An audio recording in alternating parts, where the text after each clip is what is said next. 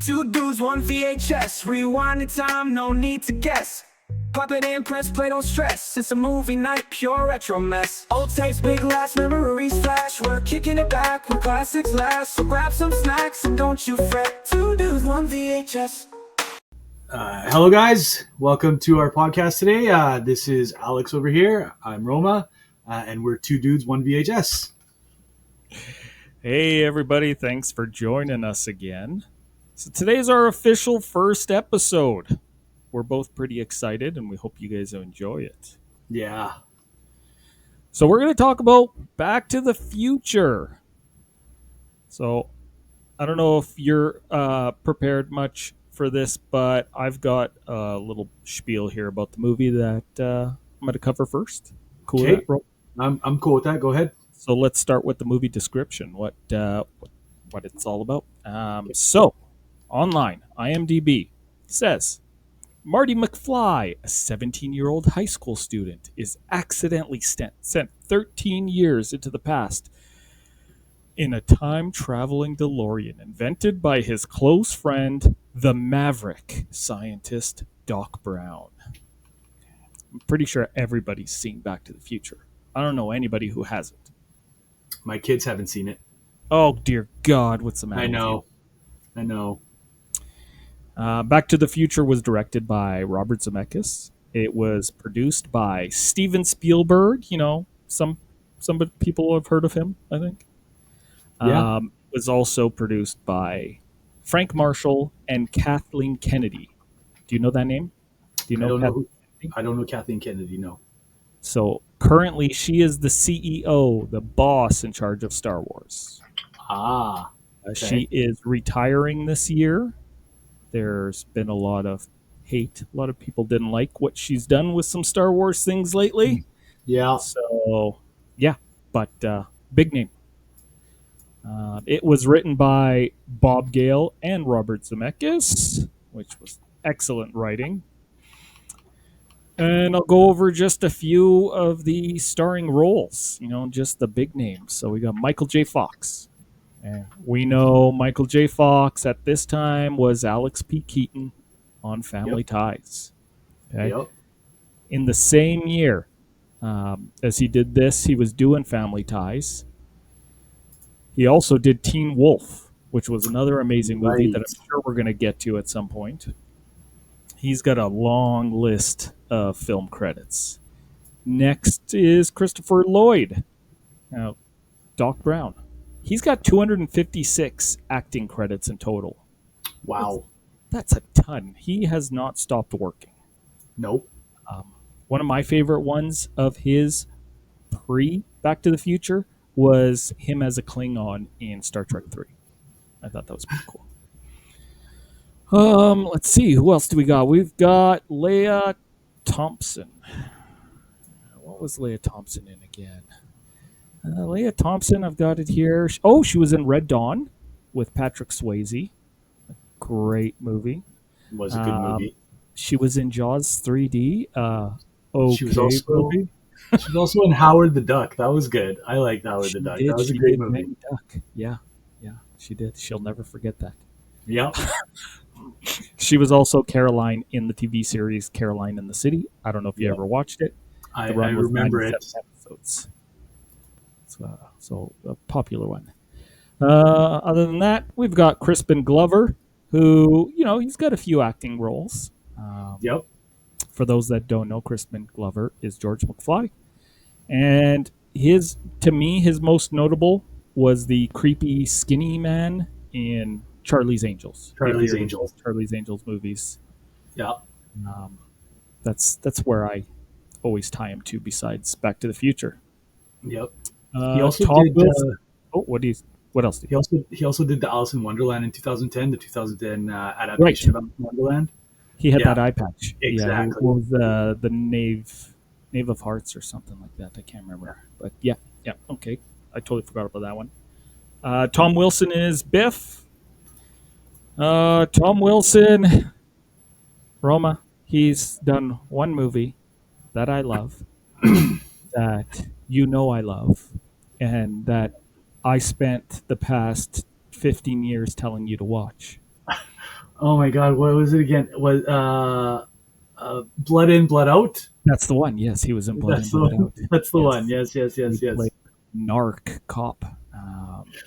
Very, very great movie. For those of you who haven't seen it, see it and comment in our video and tell Roma how much we should do that as one of our episodes. I literally watched it the one time with you, That's and right. I said it was. I know I'm going to get hate for that, but I said it was meh. Yeah. The last big name that I wrote down was James Tolkien, the principal. Oh, yeah. He is another big actor. I didn't write down any of his credits, but the first one that comes to mind is always He-Man with Dolph Lundgren. Dolph Lundgren. Yep, that was a great. I still to this day love that movie. That was a great movie. It The was so special good. effects were so So bad. corny, but so bad, but yet it was so freaking good. Okay, so before we get into the movie, do you have anything you want to say about the movie? Any thoughts? Honestly, I'm not gonna lie. Like I told you earlier, I left all my notes and everything at home, so I'm winging this. But it was a great movie for its time in when was it 1985, 86, right? 85, Uh, yeah. Again, back then for us, I would probably rate that as a 9 out of 10 for me in those that day and age. Rewatching it now, it just brings me in awe. Like I watched it twice to make sure that I didn't miss anything or, to go over all this stuff. And I know that we said we were going to do ratings at the end and stuff like that, but man, it was good. It was really good for 1985. It was, story was good. Effects were good. Yeah, there were some screw ups in the movie that I did catch the second time around, third time around. But it's just one of those things that it was done really good. And like we said in our intro in the last video that we had about casting, are we going to pick somebody else or would somebody else have made a better act? I don't think anybody would have been better for any of these roles. Biff was a dick, and he did a great job of it. Michael J. Fox did a great job on his part. Christopher Lloyd, wacky as ever, and did an awesome job. Like he did Christopher Lloyd, he acted as himself, right? So it was really well done. It was awesome. Yeah. And it's been so long since I've watched it again that when I went to rewatch it, like I said, I watched it twice because I didn't want to miss anything and I wanted to rewatch it a second time. I completely agree. Loved it then, love it now. If I were to rate it back then, I'd give it a 10 because, 85, what was I, 7? I don't know. I don't do math. But I'm sure if I watched it in 85 or shortly after, I would have been blown away. I would have given it a hard 10 for sure. Yeah. Now, after rewatching it, I still love it. Like you said, the effects are great. Some are a little cheesy, but man, that DeLorean, when it's all lit up, that looks sweet. Sweet. So It sweet. still looks sweet, and I hope they never, ever try to reboot it. If they remake it, it'll flop. Right off the bat, it'll flop. There's like the remakes don't do justice to the originals. You brought up the actors, and yeah, we chatted about that previously. You're right. Nobody else would have played these roles any better. No. I don't think you could put a Justin Bieber or anybody else who's out right now into that role of Marty. Wouldn't work. No. Have you ever seen any of the cut footage of Eric Stoltz when he played Marty? So that was a thing that I was looking at and rewatching because actually a coworker of mine was telling me that Eric Schultz was the original actor for it, and he got removed, and they re-recorded the entire movie with Michael J. Fox afterwards because it was pretty much done. And there's still an actual cut scene that he told me that's in the movie that I had to, again, watch it the second time because I missed it the first time, that Eric Schultz is still inside the original Back to the Future movie. I don't. I never noticed it, but I have seen clips, and no, he wasn't good. No. He was definitely a different Marty. Like, Well, they he did was- say that he was he wasn't quirky and funny like Michael J. Fox was. It was too emotional, too serious is what they Yeah. were saying. Michael J. Fox. even as Alex P. Keaton in the Family Ties Hmm. series, in that he's serious, but he's still funny. You know, his voice still hits those high marks at Yep. certain points that just make him funny. Yep. It's great. Eric, yeah, the clips I've seen, he's too serious. They changed his wardrobe too when it went to Michael, which Okay. was a great idea because I didn't care for what Eric was wearing previously. Um, but acting wise, yeah, everybody's great. Yeah. Did you know that the DeLorean wasn't their first choice for I the did time machine? not. I did not. What was their first choice? So I did a lot of reading into this, and their first choice was a fridge. They were going to have a time traveling fridge. But then somebody, one of the people on their team, it might have been Zemeckis, one of the writers, who said, "No, we can't have kids climbing into fridges and locking themselves in there because they're playing Back to the Future." Good call.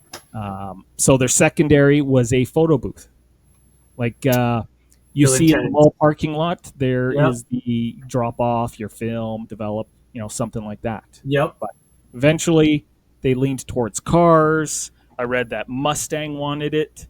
They wanted to donate a car to it, but the writers just said, no, we need something different. And a DeLorean was as different as you could go in Yeah. '85.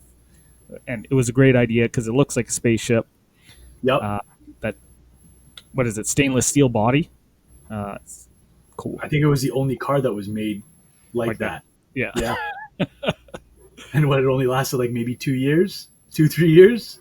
Well, they're making them again now. Like Oh, are they?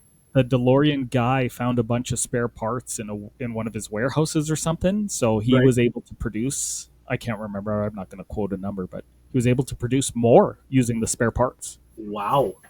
Yeah, I'd get one. I won the lottery. Yeah, I know. We'd get a lot of toys if we won the lottery, that's for sure. Okay, let's jump into the movie. All So, right. well, right off the bat, what are you thinking here? We see clocks, Yes. clocks, tick tock. Just it's silence except for that damn tick tock. Tick-tocking sound. I know that's kind of annoying. I'm not gonna lie, that beginning part is very annoying with the constant tick-tock, tick-tock. But I didn't hate it. I like that they were trying to build up. They're putting clocks in there because hey, it's a movie about time travel. Here's clocks. as my daughter would say, it's foreshadowing for something that's coming up into the movie. Right, right. As they pan through the clocks, did you notice anything? There's No, I did one not. specific clock Nope. I'm talking about. No? Okay, so as they're panning through, and I don't remember if I caught this before or now because I was deliberately looking for things, but there is one that has a little man who looks awfully like Doc Brown hanging off of a minute hand. Oh my god. Now, I do know that the hanging off of the clock is something from a black and white movie. I think it was Buster Keaton. Okay. I'm not that old to remember. There is some sort of tie there, but it was just awfully convenient because it does look like Doc hanging, which Right. we'll talk about later on. Right. Did you also notice the newspaper clippings? The newspaper clippings, I noticed somebody had pointed that out to me before. Yes. Okay. So okay. I the don't have the clippings said, Brown Estate being destroyed. Yep. That he sold something like 450 acres. Yep. So, like, Doc was loaded. His family was rich. Like, you can't have this much property and not be wealthy. And for whatever reason, post '85, he sold everything off. Yeah. So we end up seeing his big mansion in '55. Yep. But that's not the house we see in the beginning that Marty comes into. Doesn't that mansion get destroyed? Doesn't show that in the movie. Okay. So yeah, Marty walks in, sets up his amp and guitar. Which, why does Marty have an amp and guitar and a massive amp at that at Doc's house. Like, That's one thing that they don't explain in the movie is like how their friendship became a friendship. Like you got like a 7-year-old man playing with like a 16-year-old boy. Is he supposed to be 16, wow, 17? I wouldn't say it like that. You get what I'm saying. Hanging around with a 16, 17-year-old boy, right? So it's like, but they never explain how they became friends. Yeah, they don't talk about it at all. No, It's not at it's all. strange. And you know what? It's, I guess, besides the point. We're talking about time travel and their adventure. Yeah. So maybe we don't need to know. But But after rewatching it, you question it like you just did right now, right? do you have any guesses? Like, if you were to guess how they know each other, I'm going to what say would you that say? Doc had probably, because of obviously Back to the Future 2 and 3, he created this time machine and he's met the family before kind of thing. And he grew up knowing this family. And that's why he's made himself close with Okay. him type of thing. That's my guess, right? Like, Okay. but So he so we at did, some point he met George and Lorraine. yeah. Would you say they're the same age? Probably. I would say, yeah, in that movie, they would probably be the same age. Yeah, probably. Yeah. Although Okay. he doesn't age very well, but yeah, they're probably the same age. Okay. Um, I I'm going to go out on a limb and I'm going to say, you know what? Maybe Doc was the science teacher at the school. Ooh, Maybe he did some experiments and he did some stuff and blew up a lab, so Strickland kicked him out. Um, I don't know. that's a good I theory. we're just guessing here, but Yeah, it's an option because then yeah, Marty could have been in the science class and took a real liking to him, and they started to he's not hang a out. smart type though. Marty's not the smart type. Marty's an idiot. Yeah, Oh no, yeah, he's a straight up idiot. throughout the movie, he's not so bright. No, he's not at all. So in this scene, we see Doc's got things set up. The toaster is burning the same piece of toast. Yep. We see that he's got a mechanical arm that's feeding the dog, but it pans down and we see a huge pile of smelly dog food. Like, how disgusting must that room smell? Oh yeah.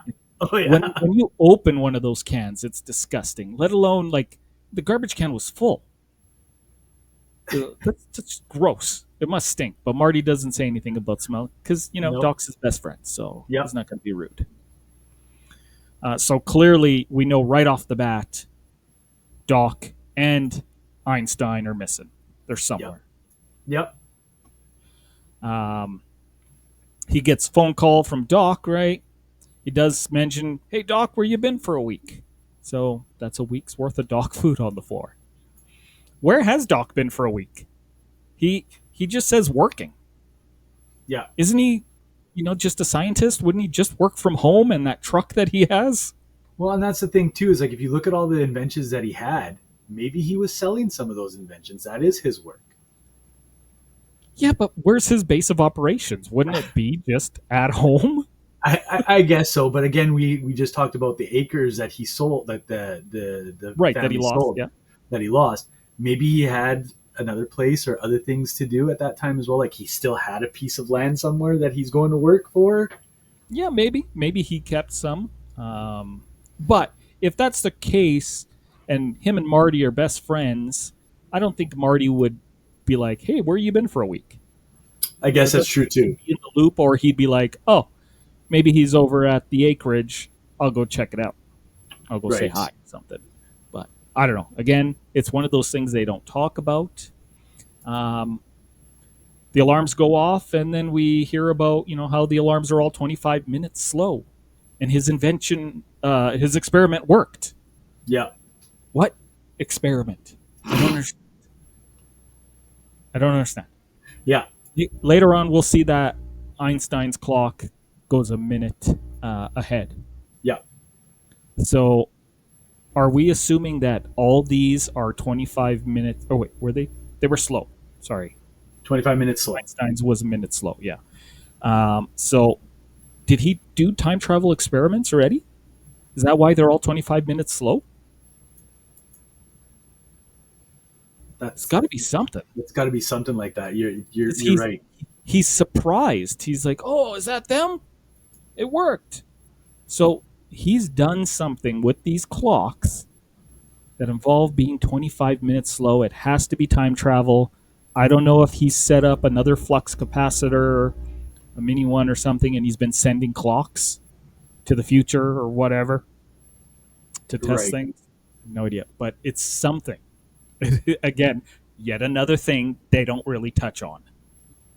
You know what? Now that you say that, that brings a lot back. You're right. They don't explain a lot about that, and you're probably right. He probably was testing out time Who has so travel. many clocks? Yeah. Why would you need that many clocks? Yeah, you're right. You are right. Even if you only had one clock and you kept sending it back, it Yeah. should just keep coming back, right? It should, So you but only you still think need it, one. but then that's another topic. If you're sending it to the future or to the past, do you still have the original one that you sent into the future? And that's why you had so many clocks, because they're all part of the same timeline. No, they're all different clocks, though. It's not like I they were guess all the that's same. I guess that's true. Casio. They're all different clocks. Yeah, yeah, yeah, yeah. So yeah, you're right. No, you're right. That is odd now. Okay, so all right, we leave this scene. He skateboards to school, which is such a cool scene. You know, he's trailing behind the truck and everything. Sparks flying everywhere. Ah, super cool. You know, he Yeah, was the dude to be when you were a kid. You wanted yeah. to be Marty. Everybody at that point wanted a skateboard. After Yeah, that movie, everybody wanted one. I had a banana board. I went on it maybe for 5 minutes. I was afraid of falling and getting in trouble, Yeah, so I didn't play with it. that's fair. Did you notice that as he's riding behind these vehicles, he waves to the girls at the like Jazzercise Yes, studio there, and they yes. all wave back like he's some celebrity. Like, who is this kid that these women even care? He's just being polite. Everybody, it's a small town, I'm assuming, right? Everybody knows everybody in that small town, right? Yes, I guess so. Yeah, it was very strange. That is very strange. But obviously, he goes by there enough that they know who he is, or he's just one of those creepers that looks Yeah, into he's a those complete horn places. dog. Yeah, Yeah, yeah, it's absolutely it. So he eventually gets to school, and we see him rushing in the front door, clearly late. There's nobody yep, else around, and out comes Jennifer. yep. She warns him, "Don't go this way." So she leads him through a top secret entrance because Strickland's in there. And then what happens? Right into Strickland. Busted. Jennifer, you're an idiot as well. Yeah, yeah. You did Like, him no favors. Like no zero. favors. You both got a target. Yeah. Uh, is Strickland himself? Why does he care? Like he talks about Marty and you hanging out with that wild-eyed scientist. You know, why? Is he like I said? Maybe Doc was a teacher there, and they didn't get along.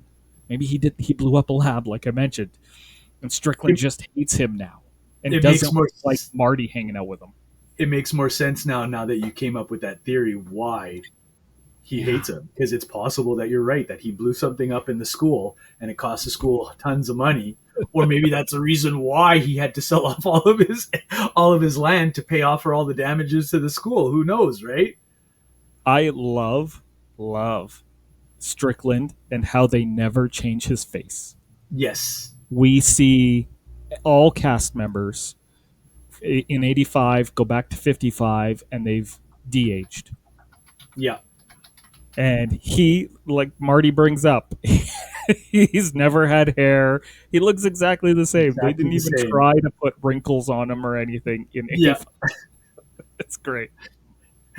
That's exactly right. He's aged exactly the same way throughout every year. Yeah, never changes. Well, if we do the sequels in the third one, he's got the long Right. hair and a handlebar Yes. mustache, I think. Yes.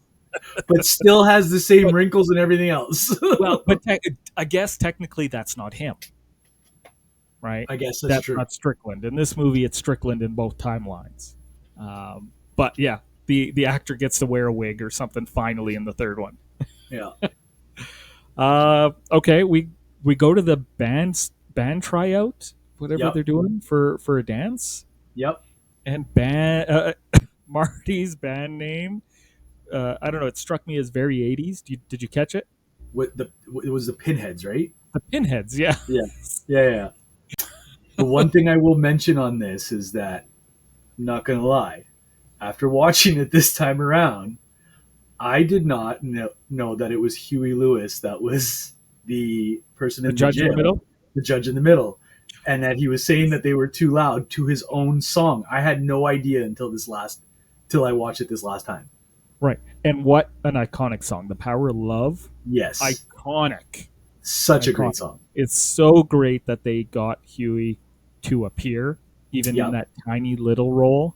Yeah, And but when also it he's was sitting good there, to have his song in the movie as well, right? So it made Right. it even just that much better. I loved when he was sitting in between the other judges and he's looking over at them. You could just feel like he's looking for somebody like to back him up. Like Yeah, these guys are no good. yeah, exactly. He's like, "Come on, guys." And the band, so the Pinheads, fine, but we don't get anybody's name. We Yeah. never see these people again. They don't Mhm. have any lines. Like, Yeah, you're nothing. real tight with Literally your see them for the full 2 minutes, and then never If again even throughout the entire movie. Never again. so funny. And then you're just too darn loud. Yeah, Great. that was a great line, and again, a surprise for me because I was like, "Is that?" And I had to literally Google it, and I'm like, "How did I miss this? Like the first time or the first 3 times that I've watched this movie growing up? How did I not know it was him?" I can't even count how many times, Roma, that I've seen this movie. Because I know I seen it in the 80s, and I would have, like we talked about, Blockbuster and video stores, I would have rented it and rented it and rented it. I don't know how many times. Right. So many. And then as I grew up and had my own money and rented it myself and then bought it on DVD and bought it on Blu-ray. And then if it's on TBS or Peachtree or whatever, Yeah. it usually is in the wrong order. They usually start with 3, and then 2, and then 1. 2 and then 1. If it's on TV, I'm gonna watch it.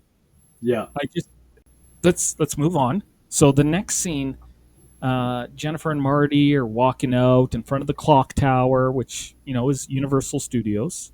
Yep. Clock tower lady comes up. Save the clock tower. Yeah. Do you recognize that actress from anything? No, I don't. Okay, so she didn't have a huge role, but she was in Titanic. Oh, really? Yeah, she was one woman that she actually played a real woman that was on the Titanic. Okay. Unlike Rose wasn't real. Right. Yeah. She actually played a real one who forfeited her spot on a lifeboat to stay with her husband because they wouldn't let him on. Right. Dad pulls up, Jennifer's dad, and he pulls up. Do you know what kind of vehicle that is? No, I don't. Okay, it's an AMC Eagle. Oh, what is that? Hold on. It is one of the ugliest cars, in my opinion, ever. Did you notice the movie theater in the background? Did you say Yes, what movie was playing? I didn't see the movie that was playing, but I know that there was something that was about that one of my coworkers told me about, but I couldn't remember. Okay, so it's clearly an older theater that plays old movies. We have those here in town. It's not a new release type theater, which is totally fine. It was playing Orgy, American Style. So I looked up the movie. It was released in 1973. Okay, I haven't found if it's streaming anywhere. I'm pretty sure you're looking at the wrong streaming apps. Pretty sure. Okay. Next scene, we see Marty's house. And he walks up. The tow truck's dropping off a smashed up car. My God, what happened? We get inside the house, and there's Biff. And he's complaining to George, belittling him, yelling at him, telling him that, you didn't tell me your car had a blind spot. And then he has the audacity to say to George, "What are you, blind?" Yeah. Well, if he's blind, then blind spot would be all spots. All spots. Yep, exactly. Biff is just so funny because he says nonsense. He's also very like the role that he played was the typical bully Yeah, growing up, right? Like, and he did a great job in the beginning, the middle, and the end. He yeah, did a great job. yeah. The young Biff we'll get into. He was great. Even this Yeah, old Biff, where you're clearly working somewhere that George doesn't like, yeah, but he's the exactly. bully there too. He mentions to George that he needs to get his report retyped, which was something I caught because he says, "I have to get my report retyped." Yep. But if it's typed, like, do you have like a special typewriter that George doesn't? Like, is there a different font on yours that's specific to you? Like, why would you need to retype it? But then in I'm the next line, he mentions handwriting. So I think it was a little bit of a a mistake mistake in the in the script script. or that he said, because retyped doesn't make sense. No, and then Um, handwrite and then write yeah, and later then doesn't make same it like sense. a Make any couple more a sense line or either. two, yeah, later. It made no sense. So that caught me. But you know, George could have just typed it. You know, if Yep. it was done in handwriting, and now you don't want to hand in his handwriting, so you got to type it, then just buy him a typewriter or force him to get a typewriter and have him type it. Done. No extra work for you there, Biff. Yeah, but Biff was using him to do all of his work for him. Exactly. Yeah. So he should tell George to buy a typewriter I guess. Yeah, that's true. That's true. because then he doesn't have to change the handwriting or type it or convert it in any way Right. from George. It would just Right. be Right. straight hot off the press. And if any mistakes, you just change that one mistake on that one page. That's it. Rewrite the Yeah. entire page. Biff sees Marty, and he looks visibly pissed.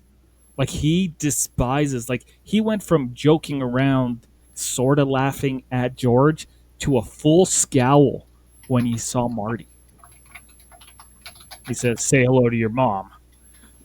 Now, do you have any guesses as to or assumptions? Why does Biff hate Marty so much? What did Marty do to him?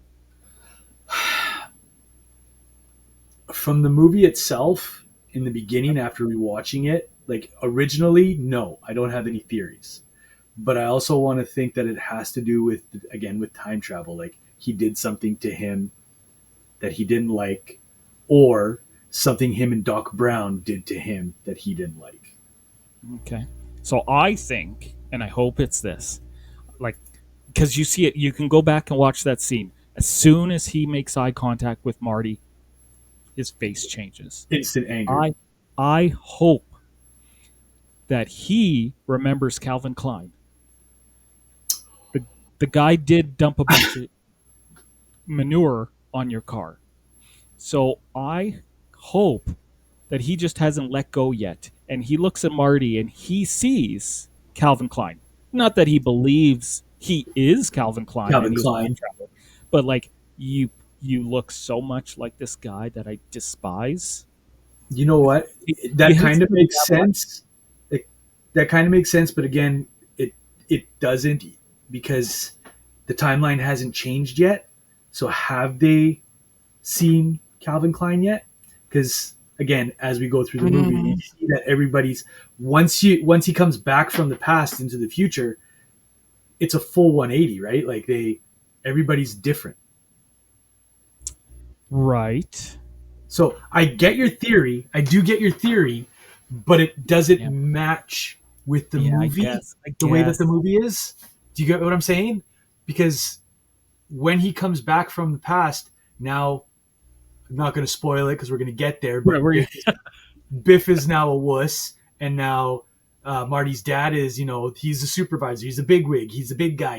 He's the tough one, and Biff isn't anymore. So like Biff isn't the bully anymore, right? So I like your theory. I do. Yeah. Yeah, it But was good. because You debunked it. I'll take because it. of I'll the take it. because of the movie itself, how it is, it doesn't make sense. Yeah. when you watch the movie so much, so many times, Yeah. especially like we just did. Like I also just watched it twice in 2 days, and now it all blends together. Yeah. Yeah.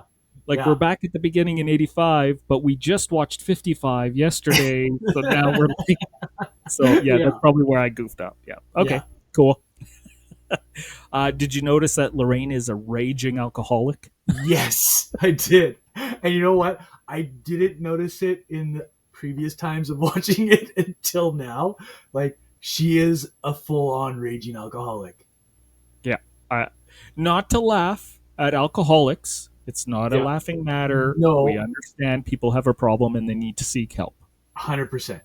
But in this situation, it was funny. Yeah. She It was, was it just was, it filling that was, vodka up. Do you? I've asked you with other points. Here's another one. Do you have any idea, any assumptions? Why is she an alcoholic? because she probably, my theory is that she settled for George. Okay. That's my theory, and that she's not happy anymore, kind of thing. That's a possibility. She doesn't have the pizzazz that she had back in the 55s, like back in the day, right? Now she's just living day by day. That's it. Yeah. Done. Yeah. No, I have two ideas. That's one of them. Because when she says, well, she's telling the story how they met. And then she says, I realized I was going to spend the rest of my life with him. And she Yeah. looks up at him and she's not smiling anymore. And he's staring and he's laughing with his hilarious George McFly laugh at the Yeah. TV. And she's just staring at him. Like she Yeah. just, yeah, she hated herself. She hates Dagger him. eyes. The other thing that I am wondering, and we're gonna touch base on this coming up, but I think she was traumatized by something in her past. Okay. There was some sort of trauma, and I'll bring it up later on. Something happened to her, and she's just an alcoholic now because of it, because she's never been able to cope with it. Okay. Yeah, we'll touch base on that. So we'll move on. So the next scene, we're at the mall. It's what time was it? 1:30 in the morning. 130, 140, something like that. Yeah. You know what? I have been at a mall parking lot in the middle of the night, and there's always security. Always. They have Always never let me sat security. there in my car. So whatever. Okay. Twin Pine Malls, like you said, it's a small town. Maybe nobody cares. Yeah. But we get the amazing dramatic scene. The trailer is there, and the ramp comes down. There's smoke everywhere.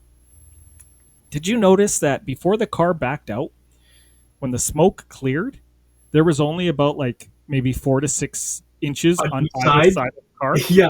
How the hell did Now- they get in the car? Granted, yeah, I get the doors open up. Yeah. They don't swing out like ridiculously. Yeah. They do come up. But the point is, even if they were up and could close, how did Doc scooch in beside it and get in? And Exactly. Why? Why? Like, it makes no sense. Did you also notice that when it did get down and he opens the door, it was also smoky inside? Inside, yes. Yeah. It was a huge cloud. Now, again, I have two theories. The first one, he was in the running car in the closed trailer, and that's all exhaust backing up. That would explain a lot about Doc Brown, 100%. My second is that he's a reefer addict, and he was hotboxing it. He was in the trailer smoking weed, which explains why when the door opens and you see him, he sees Marty and he smiles and he's like, Smiles. "Marty!" That makes a whole lot of sense, too. Both options are really good options. He seems so baked. In my head, if I were to put a scene in there, if I could, it'd be something like Doc going, "Marty, did you bring me those chips that I wanted?" Got the munchies. Something like that. Yeah. I think Yeah. it's been great. Either way, Super funny, unnecessary. We never see the smoke in the car ever again. Ever again. No. Never. When it arrives in 55, it didn't do it. When it comes back, it didn't do it at no other point. So Very your theory is probably right. One of both of your theories is probably correct. It's either he had the vehicle started, and that explains a lot of damaged brain cells. Yep. Or all those acres that he lost. Yeah. Maybe he was growing marijuana, and the cops busted him.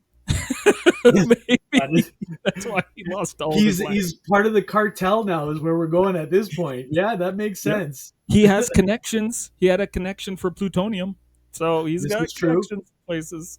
This is true. And when we get to the next part in this one, the Libyans type of thing, he's had run-ins with them. Maybe he was selling them stuff that they didn't like. Who knows? Okay, the next thing that I noticed was the remote control. He's got that massive RC control in the car. Did you notice anything wrong? I know you don't have your notes, but try to think. I don't think so, no. So, on an RC remote, you've got two sticks. This is on. I have two remote control cars right here, both different kinds, same setup. Two sticks, an up and down and a left and a right. Yep. Okay.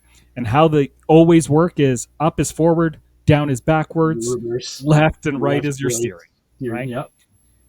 So the controls on his remote are just as baked as he is. Okay, so to get the car to move, he slides the right-hand stick all the way to the right. So the car goes that way. Now, I get it. You're looking at a movie screen. You're looking at the remote. He pushed it that way. The car went that way. Hey, it makes sense. Yeah. But it doesn't. It doesn't. Especially when you have RC racers yourself. Yeah, that does not make sense. So, okay. I was like, whatever. Okay, I can let this go. The next part of this whole test of the car is Doc moves him and Marty to the line of the car, right? Right in the path of where the car is going to drive. Mm-hmm. Now, tell me, you have to be high in order to want to stand and watch that car come at you. Because it looks so cool. Yeah. It's like 3D, Marty. I'm telling you, he was baked. Or he had too much confidence in himself at that point. Well, yeah, I know. He calculated it, blah, blah, blah. He knew exactly where it would go. Yeah. So that same right-hand stick that put it into reverse when he went to the right now controls the forward drive of the vehicle by pushing it upwards. So, mine don't have the option like a PlayStation controller. Left, with right, up, down. It's literally just right, left, up, down, two separate sticks, right? It's 85, man. They didn't have that technology yet. Yeah. It shouldn't be multi-directional sticks. Yeah. Who knows? Maybe he invented one. Maybe there was one that had multi-directional. But so far, nothing on the left side. Yeah. Like, it's completely irrelevant. You control the whole car with one stick. Maybe the other side was for the time travel. Who knows? To activate the flux capacitor. Who knows? We didn't see all of it. We just saw the one. He starts doing that brake stand, right? We see it. It's spinning out. Super cool. Again, like so many cool things. Awesome. And we watch the speedometer on the remote go climbing and climbing and climbing. I'll just leave it there and take it all the way to 88. If you can go to 65, like it continuously climbed before he released the brake button. I'll just leave it there. Why not just leave the car there doing that brake stand all the way to 88? Because I think the velocity needs to be actual. That's that's just a reading that you're getting from the actual brakes, like the actual device that the car is on, right? Like it's not actually moving at 88 miles per hour. The tires are moving at 88 miles per hour. The actual vehicle is not moving at 88 miles per hour. So you're saying the flux capacitor needs 88 miles per hour of wind in its hair? Basically, yeah. That's what I'm saying. Because basically, You're science. You're standing still on this stupid machine that's moving the tires. The tires are moving at 88 miles per hour. The Right. vehicle itself is not moving at 88 miles per hour. So maybe the tires will move into the future or the past, but the rest of the car is not moving at that same speed. Yeah, I don't know. You'd think if Like, it I get what you're saying. That yes, it kind of makes sense, like but if it's to also, generate power for the flux capacitor, then well, again, it wasn't then explained you how it think works, right? So we're both making theories based on what we think time travel is. You're saying that it has to go 88 miles per hour to generate power.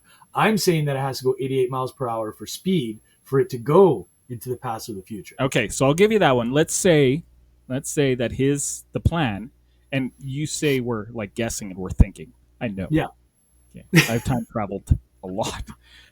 So you're saying that it needs to physically cut through the fabric of space and time at exactly. 88 miles. Okay, I'll take it. I'll take that. Like, but I Uh, get your theory, right? Like the vehicle has to generate that power at 88 miles per hour. I get that theory because of the flux capacitor, right? I'm just saying that Bill and Ted did it in a stationary phone booth with bubble gum on rabbit ears. Okay, I'm just saying. This is true. Whatever. This is Doc true. Brown. This is true. Different time I'm- machine though. It wasn't made by Mr. Brown. Also, another cool aspect that they added. So the car gets hot when it leaves. We see the tires, the fire tracks, the Yeah. license plate is smoking hot. But when it comes back, it's cold. It's ice cold. The car was frozen. Yes. So they don't really talk about the science behind that, and I don't need them to, but I just thought that was cool. Yeah. When it Yeah. leaves the one timeline, it's hot, but re-entry is cold.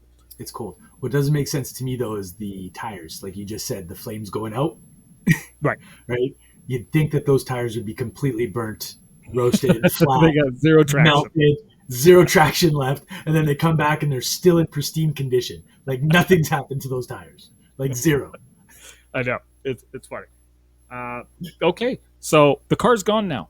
They chat a little bit, back and forth. Then the car comes back and nearly runs them over because Doc's still standing in that same spot.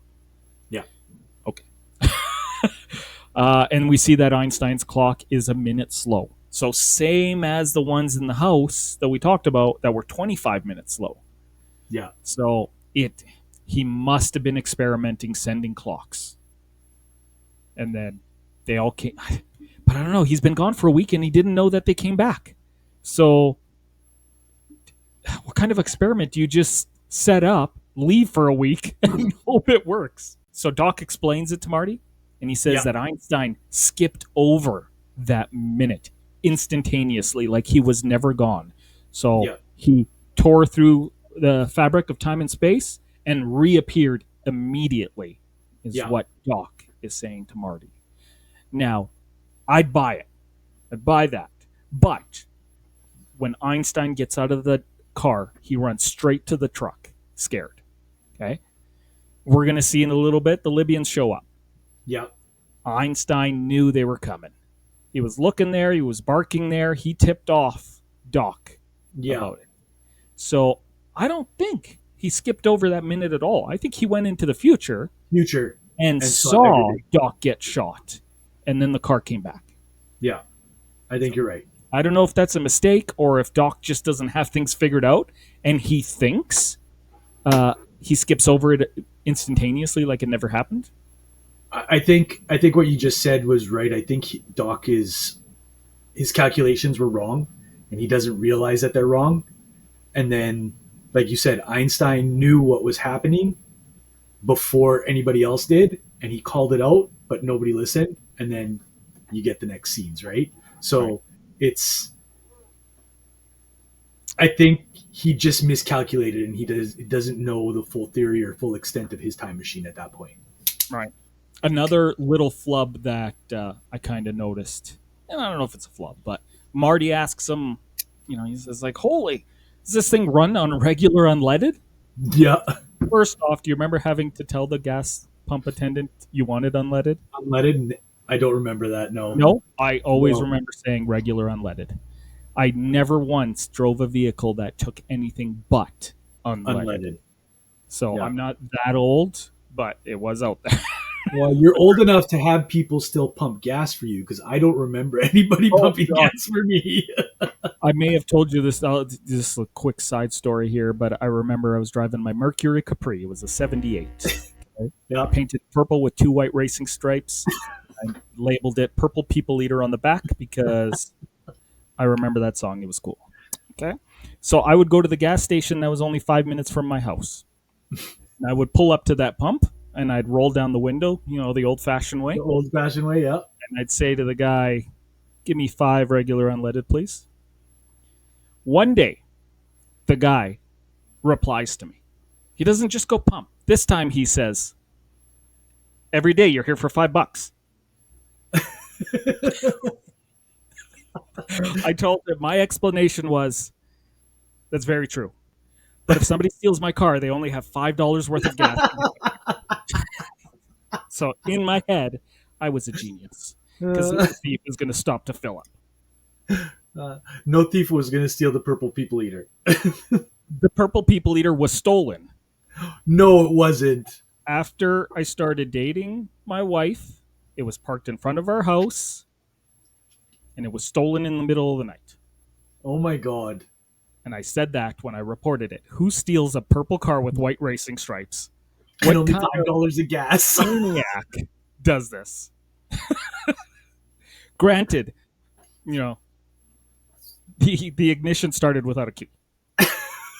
Because it was those old ignitions that had the little chrome tabs. Where Yeah. you stuck the key in the middle of it, so you don't turn the key, you turn the You tabs. turn the tabs, yes. So you could turn the Yes. tabs and start the car. So they didn't work very hard to take the car.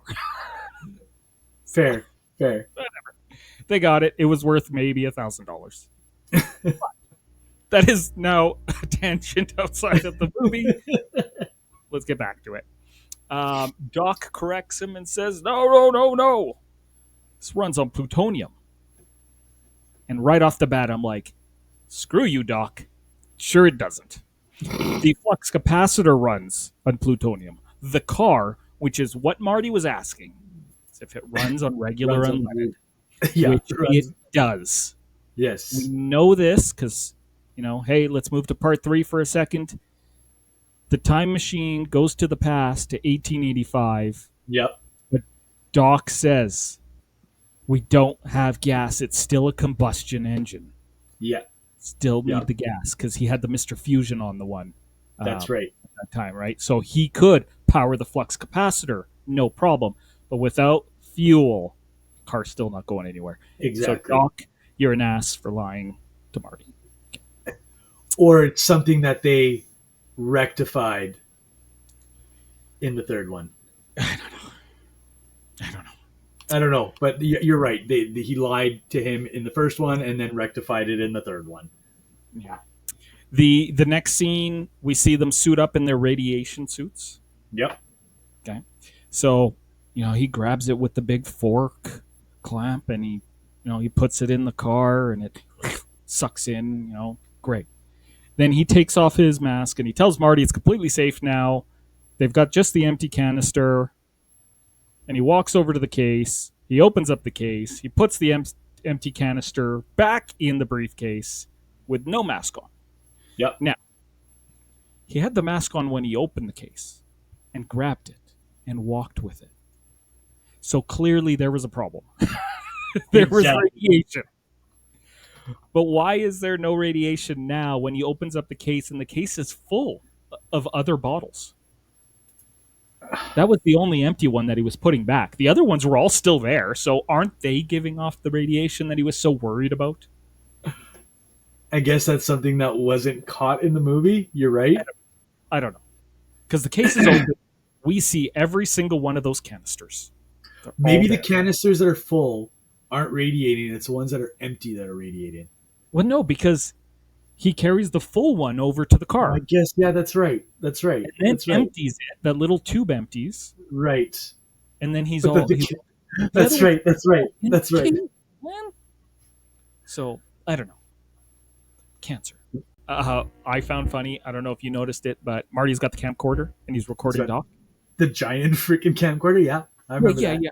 I had a bigger one than that, so we're not going to go into that story. But mine was big. I had a backpack. As Anyways, you said. did you not notice anything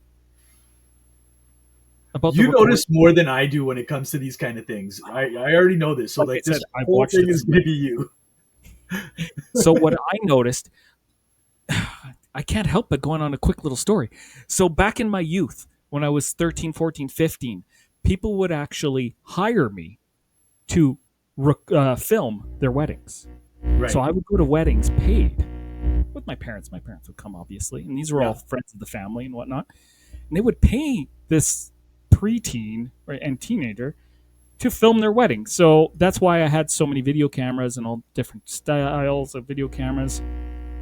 But one thing that was consistent through every single video camera I have ever owned, operated, or seen with my eyeballs is the little red light. The record light. Yeah. That little red light on the front of the camera that tells that person It's you're recording. wasn't there. There was no light on that camcorder. And ever. it wasn't. There It was wasn't the light. covered. I was looking real hard. Every single camera had a red light in there. And this one didn't have a light at all. It didn't have. I didn't even see a bulb, but I wasn't watching it in HD. I So, guess. I don't know. Okay, so all right. Oh, the Libyans are here. Like we said, Einstein's barking. Doc pulls out this, 6-shooter revolver. Yep. It doesn't work. Again, that's a throwback to, or not a throwback, a look into Back to the Future 3, because that's a revolver That he gets. That he gets, yeah. Ah, sweet. Okay. One odd thing, the Libyans shoot Doc, and then they pull around to shoot Marty, and the gun jams, and the van misfires and doesn't start. Why is Yeah. the van off? Why did you're here to murder some people and steal some stuff? Leave the engine running. Well, they weren't smart to Well, begin with. granted, let's say it was made by DeLorean and it kept shutting off on its own. This is true. Okay, whatever. But Marty gets away, jumps into the car, speeds off, tries to get away as they're now shooting at him. Yeah. What does he say? Let's see if these guys can do 90. Okay. Okay. So, it's shifting in. He's climbing to 90. We could see it, and we're all in anticipation what's going to happen when he hits 88. It's 88. Now, what I did notice is that he's trying to hit 90, and he's going pretty fast, but he's pointing directly at that photo drop-off booth Yep. where people drop off their film and get film developed. Yep. If I'm doing 90 miles per hour, what is that in kilometers? I don't know. Oh, it's 120, I think. 110, Yeah, I'm 120. going pretty damn fast in a parking lot that's full of lamps, concrete barricades and stuff. Barricades and pillars and everything. Yep. I'm going to point somewhere other than the photo booth thing. Yeah, but no, Yeah. he's driving straight for it. And then 88, he obviously rips through fabric and goes right through it. Libyans, suckers, drive right into it. Yeah. Okay, now we're in 1955. Yep. We see Marty driving through a field. This, it was foreshadowed by Doc Brown talking about, I remember empty fields here. Yep. Peabody was growing pine trees. So it was hilarious that he crashed into that barn.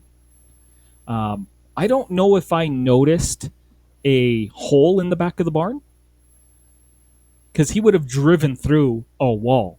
A wall. Yes. I don't remember seeing a wide open hole from where he drew. I just saw that it looked like the DeLorean was carefully placed on these Placed into details. the barn. Yeah. Yeah. Again, whatever. Super funny when he comes. The mask falls over on him. But the problem with the mask falling over on his head when he crashed is that when he got in, the mask was off and sagging down by his butt. His butt. Yes. It was drooping. So when he got in, and I was watching as he was driving, it was tucked in behind him. He was either sitting on it or it was behind his back. Yeah. So clearly they had to stop. Hey, we're going to do this, so we'll put it up here on the headrest. And it's, Peabody and his family, they come rushing to help. Luckily, the kid, he's got that comic book about a spaceship that looks similar to the DeLorean with the going gears. I love the way the family acted, the screaming. Yeah. The one thing that I did that was awkward for me for those, like, that scene itself is like it just crashed through a wall, but there was like no damage to the vehicle whatsoever. Zero. Like nothing. Like they promoted that vehicle to be like a tank, that it was gonna last through all of this stuff. Like it's gonna last through anything. You could hit a tree with it and it wouldn't create any dents. You could go through a barn and your headlights would be perfect, pristine. Your windshield would be fine. And just to make sales of the DeLorean, that was the whole purpose of it. Which he did hit a tree. You saw him hit one of the trees. Yeah, so it's like it was legit, like not a single scratch. The mirrors were still intact. The windshield was still pristine. All the headlights were pristine. No dent, no nothing. Like you said, it was like it was placed in there and nothing happened to it. It was funny. It was so good, though. So good. I can't fault them on any of that. What I can fault them on is he's escaped now. The Peabody was, what did he yell? Die, you alien bastard! You alien bastards! So he speeds off, and then he pulls up to where he lives, and it's not built yet. You can see construction vehicles there still working on it. So what does he do? He decides to hide the DeLorean behind that big billboard. Now, I've got a problem. I understand maybe the car is super light, the way it was built. I'll give him that. But Doc did add a bunch of other stuff to it, increasing the weight. But he just leisurely pushes it behind the billboard. Yeah. With the door closed, with no access to a steering wheel. Yeah. So how did he steer it into position? Because every time I've pushed a car, I've had to steer. Yeah, and push at the same time. Closed. Yeah, the door's closed. How did you get it to stop? You pushed it so easily. How did it not keep going? Uh-huh. The door was closed. You didn't get to the brake.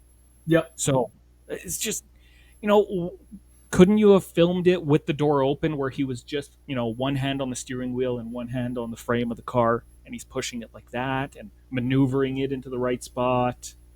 More realistic to me. It is a movie about time travel, so I get realism isn't a top factor right now. Right. But details. I like details. I have CDO. That's OCD, but the letters are in order. He hides it. Okay. Yeah. He cleverly hides it under some branches. Now we're going to come back to that when he shows up with Doc. But he manages to walk his butt into town because nobody's going to pick him up. And we see the same set, Universal Studios, the clock tower, of course, main town, center of town, if you will. And you see the full service gas station, and those guys they're really at it, checking the oil, checking the tire pressure, doing everything.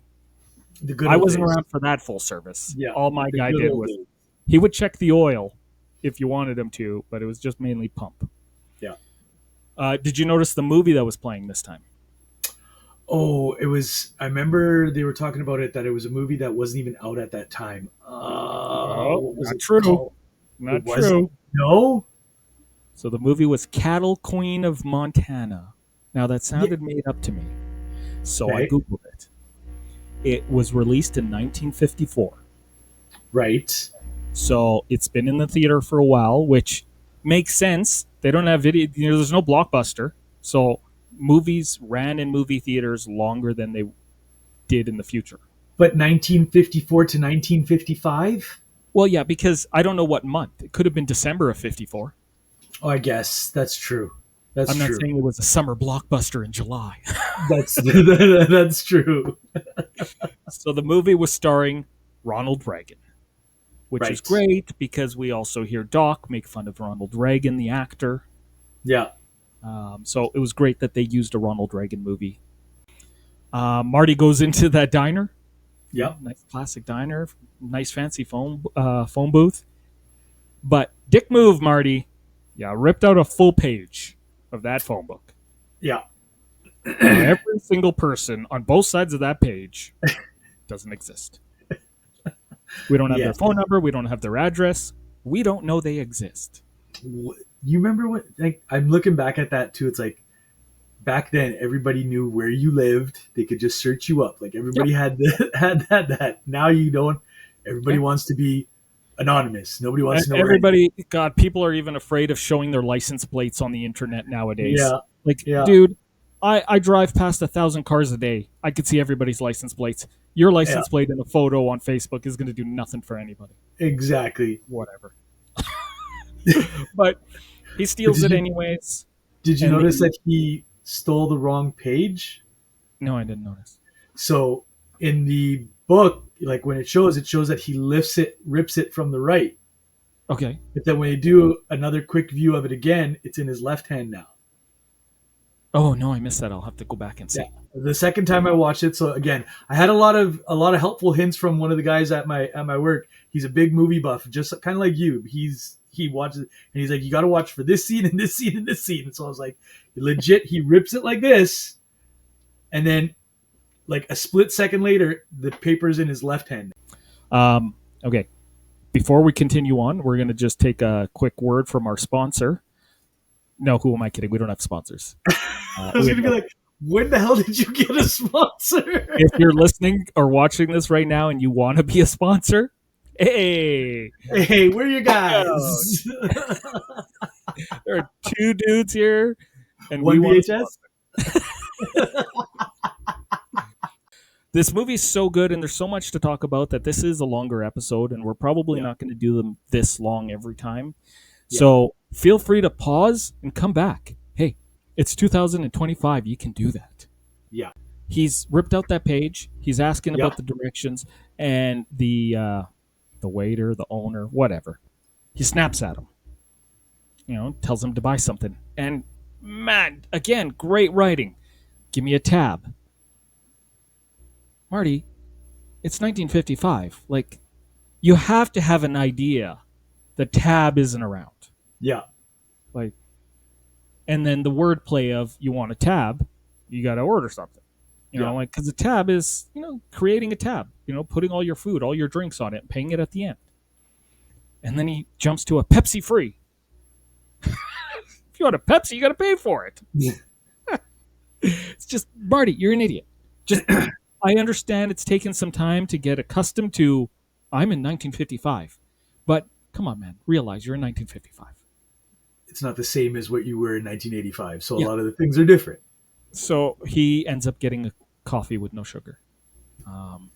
And I noticed coins. At some point, he put some coins down on the counter. Yeah. What are the chances that each of those coins were pre-1955 coins? 0.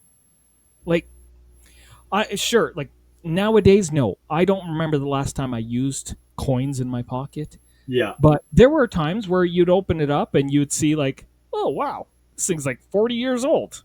Yeah. But it's like one out of the bunch. I didn't catch that. You're absolutely right. All those coins would have been like 1980 to like 1985. Yeah. Yeah. Maybe there'd be some 70s.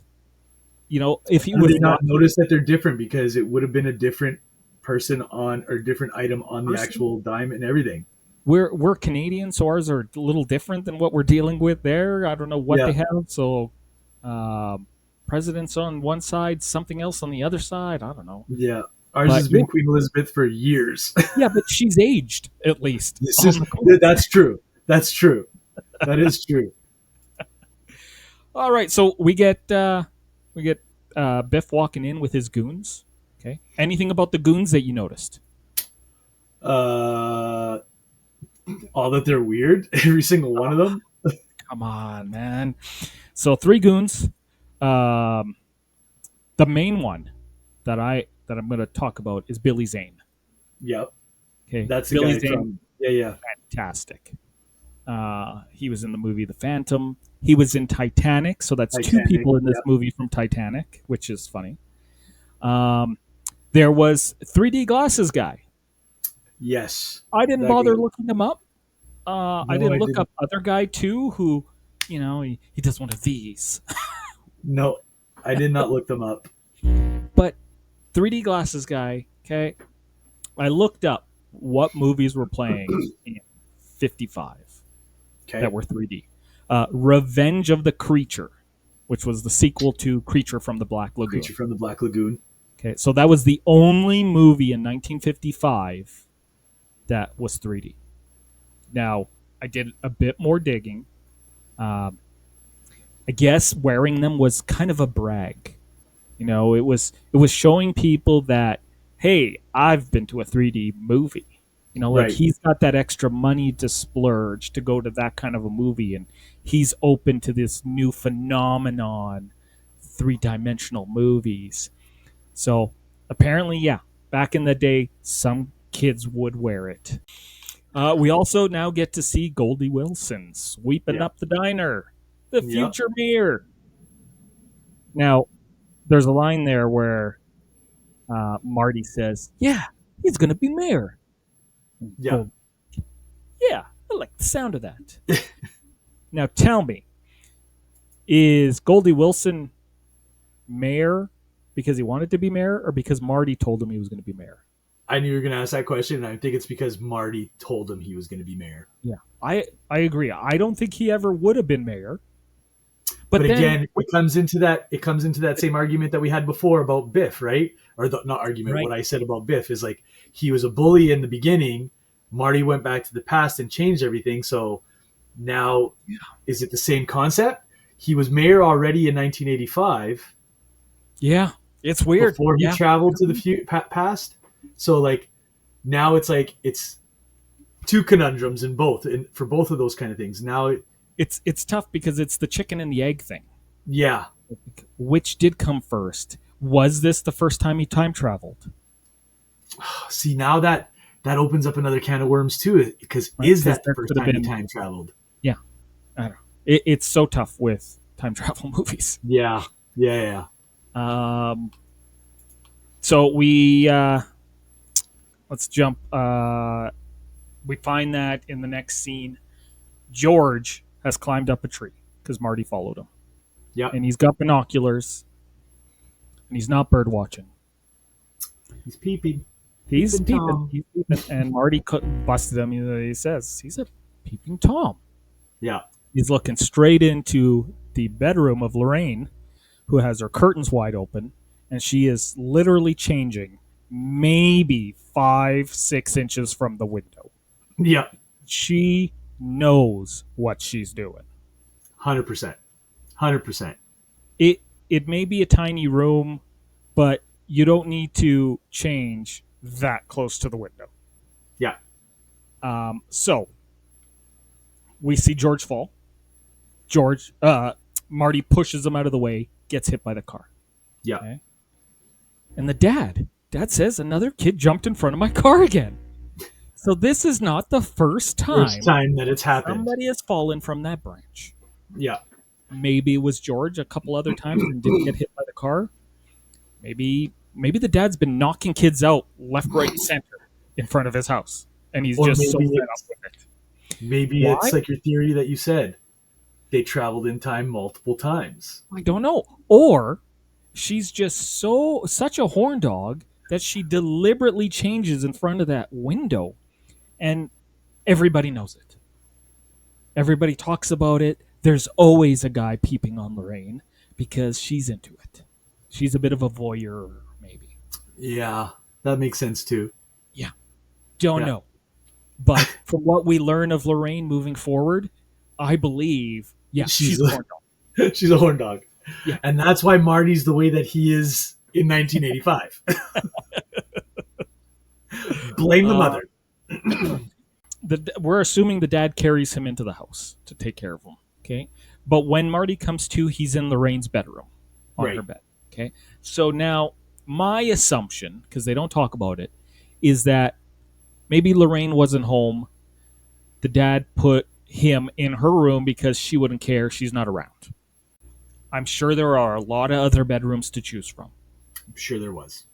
I wouldn't put him in the adult bedroom. It would be one of the kids. Yeah. Maybe she has the biggest room because she's the oldest. Maybe they're all on little singles or bunk beds or something.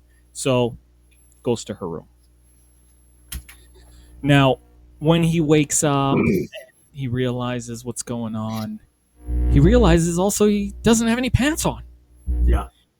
Do you think the dad took off the pants? No, it was Lorraine, right? Lorraine mentions she removed them off and put them on her hope chest over there. Yeah. Now, I'm not old enough to know what a hope chest is, but she's clearly hoping for something. All I'm going to say. Well, she also looked at his underwear. Right.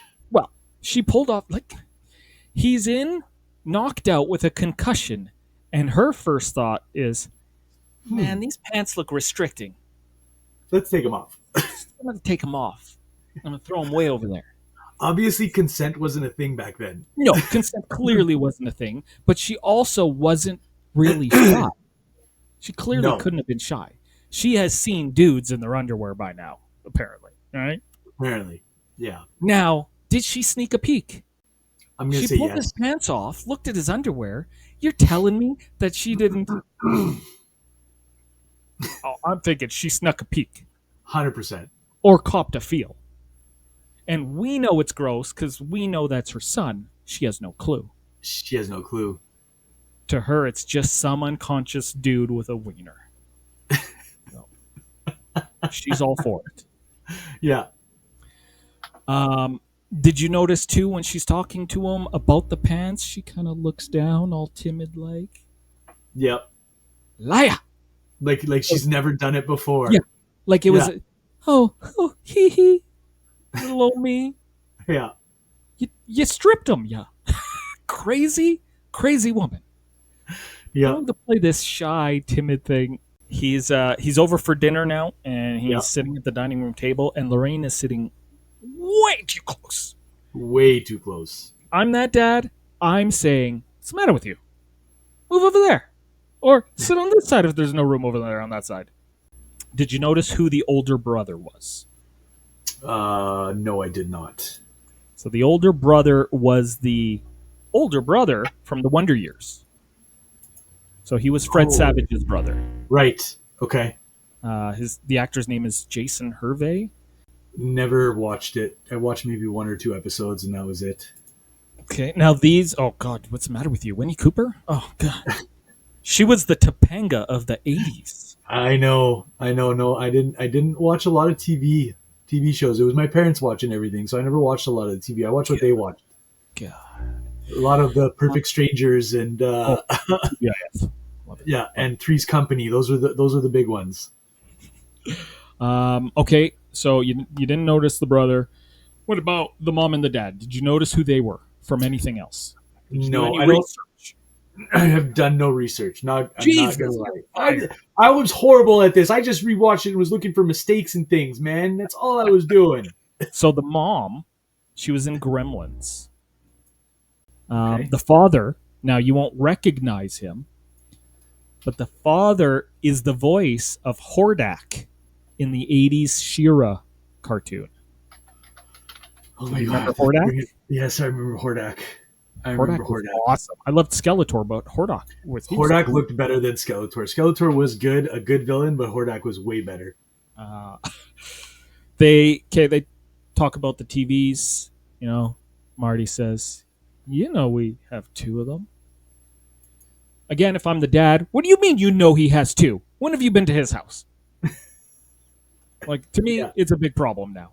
It would have been a red flag, but nobody picked up on it except for the kid from the Wonder Years.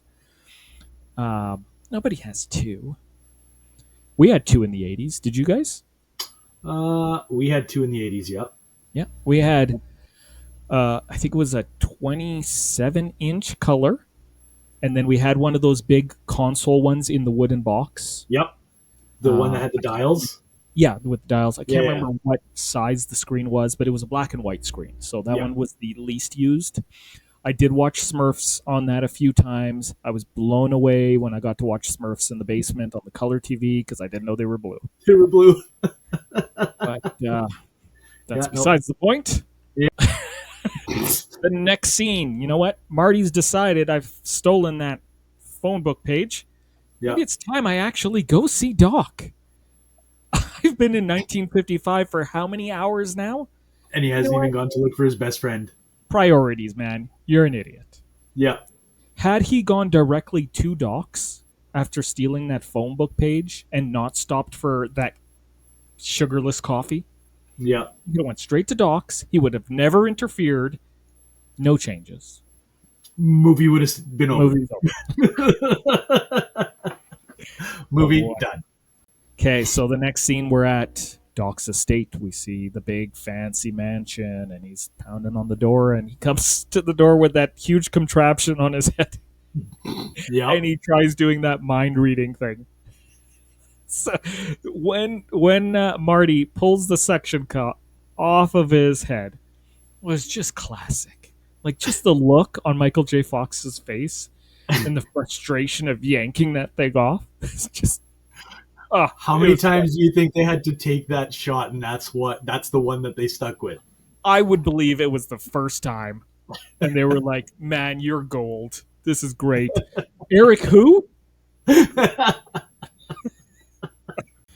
Oh, here's another question. Okay, so they go through the thing, they figure out the time machine. He explains it all, and this is another scene up, a couple lines up. But so Doc believes him. He's totally in now. Yes, it's a time machine. I invented it. Flux capacitor. Blah blah blah blah. Whatever. So when Marty goes back to the future, would Doc start building the time machine immediately in 55? Like did it take him 30 years to build it? Because then wouldn't I Marty have think known something that's about when it? he probably started testing the theory out with the clocks. That's why he has so many clocks. Okay, maybe. And then once he got a working prototype that he thought would work, that's when the DeLorean came in, and then he started to create that. So I think he started the theory and the science behind it at that point, or he already had the theory and now he's working on it to get See, to. at this point, I was thinking, is this why he doesn't have the mansion anymore? Did he have to sell it for funds Well, to the plutonium, work on this invention? probably the plutonium and everything would have cost him at that time. Well, probably I don't know if millions. they had plutonium in 55. I have no idea. Well, But let's see. all the Was there equipment- plutonium in 1955? Was there? yeah, I don't know. You're just going to get links to Back to the Future. You know that, right? Probably. Probably. Yes, plutonium existed in 1955, but it was Okay. highly classified and tightly controlled by the government for nuclear weapons programs only. Doc was loaded, so we know he had connections. So, Yeah. okay, sounds good. In the next scene, they drive out to where Marty has hidden so cleverly the DeLorean behind that sign. Now, when I say hidden, I really mean it loosely, because as we pan over, there's maybe 4 branches on top, nothing on the side. Nothing on the side. If those construction guys that were working on the road were in today, they totally would have seen that. 100%. 100%. He did not hide it at all. Keep in mind it was nighttime, so visibility was limited at that time. Right. But again, Marty, you're an idiot. It's going to be daytime. Cover this more. Look for more. True. I True. don't know. Doc had driven his yellow car. Are we assuming now that Doc hooked up a rope to the DeLorean and pulled it all the way back? Because how else did he get it home? They didn't bring a tow truck. they They didn't didn't bring a bring a tow truck. trailer. Yeah, probably. So we're to assume that he put a rope, tied it up, pulled it behind him, under branches. Were the branches still on it? No, nothing I'm to going to see say here. that they just pull in a pulled it- bush. pull in a car. Everybody thought it was a car, probably because it's Doc Brown. No, but that's the thing. That car doesn't exist in 55. They couldn't let anybody see it. I guess that's true too. So it had to have been, maybe they brought a tarp with them and just towed it with a tarp. But then But then it would just blow off. how do you, They're like, somebody has to be in there steering, somebody has to be braking, or else you're going to drive into the front car. Like, I don't. So now they're back at Doc's estate in the garage there, and Marty's setting up the camcorder on that 13-inch black and white. Now, tell me something. Did you have a 13-inch black and white TV? Because I did. I did not. Okay. When I was old enough to have a TV in my room, that was my first TV. It was a tiny TV with rabbit ears and turn dial that went to 13. Okay? It was a horrible TV. Doc's looks better, don't get me wrong. But, Marty, tell me, when you jumped in the DeLorean in 85, the camcorder was latched on his hand. Got it. But did you bring the cables that are required to play a camcorder on a TV? No. You sure didn't. And Marty, after you hooked up that 1985 camera to that 1955 or older TV, did the TV have the compatible connection points No, for that camcorder? they did not. How did he do it, Roman? I did not. Tell me right now, explain to me what magic he used, because on my 13, I had the coax where I would spin the thing in, and then I had those two little screws that you would put the connector with the prongs. Yep. So I needed one of those, a little transfer box that had the two prongs screwed in, and then like a similar RCA plug on the bottom to plug in my Atari. Yep. I needed that. That was the RF transmitter thingy. I know exactly what you're talking about. Yes. I needed it, but when I used it, they had them invented. They were purchasable. They didn't have a Radio Shack like that back then. And Marty's an idiot, so there's no way Marty could have dug out some wires and soldered some stuff to make it work. There's no way. But Doc Brown could have. Could have, but Marty was the one who set it up because he's like, okay, it's all ready, Doc. That's right. Yeah, you're right. No, just no. The technology wasn't there to do that for those TVs, so it's impossible. You're right. It's absolutely impossible. Marty shows the picture of him and his siblings to Doc, right? And they're disappearing. Now, I don't understand how time travel works, but why is the oldest going first? Honestly, I don't get that part, because if anything, if they're already starting to disappear, Marty should already be disappearing as well. Yeah, because in my head, it would be the younger one. It would work backwards, but I don't know. But again, if time travel, if we not learned anything, if we know about time travel based on other things that we've watched or other things that we've read, if you alter it even by killing one butterfly, the butterfly effect, let's just say, right? Yeah. You've altered it already, so it doesn't matter what you've done, you've basically killed yourself. So the entirety of that timeline is now gone. So you're already gone. So if one person from his family is already disappearing on that photo, technically he should have disappeared as well. Okay, we're back at the school now. Yeah. And Doc Brown is in the hallway with Marty, which, okay, I get it. Maybe in 55 there were less rules. But if I was a grown-ass man and I walked into a high school, people would notice. We live in different times, my friend. Different times. And we see George coming up, and he gets kicked by a guy. Did you recognize that guy that kicks him? No. Okay, he's been in a bunch of things, but the biggest one that I like was The Burbs. Okay, he was Hans Klopek. Okay. All right, guys. Well, you know what?